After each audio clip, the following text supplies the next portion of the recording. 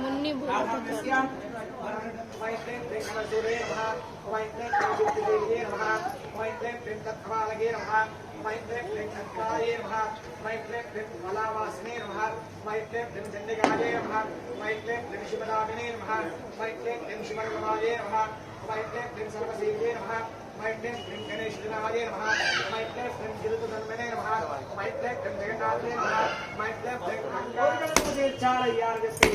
ఆ గజాసురుడు ఇలా వేడుకున్నాడు. చివరికి పరమశివుడు, ఓ గజాసుర మహారాక్షస, నా కోసం ఇంతగా తపిస్తున్నాను, నీ కోరిక ఉన్నా కూడా ఆ కోరిక నేను తీర్చుకును, అడగవయ్యా అని చెప్పి పాములకు విషమును పాలు ఎలా పోస్తావో అలా విషం పెరుగుతూ ఉంటుంది.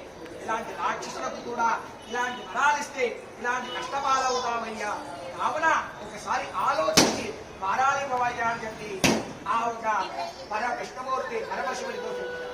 అది విధంగానే చివరికి కృష్ణమూర్తి మన కైలాసానికి బయలుదేరాడు.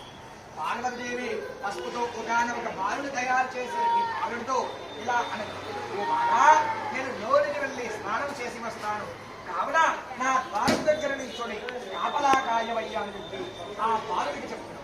చివరికి పరమశివుడు కైలాసానికి చేరుతున్నాడు. చివరికి ఆ పరమశివాస్థాన ధర్మాన్ని స్థాన ధర్మాన్ని ప్రథమాన్యాసంభవమేనాగమహిమా ఆరుపణమస్తో తత్ఫలేన లోకా సమస్త సుఖినో భవంతు.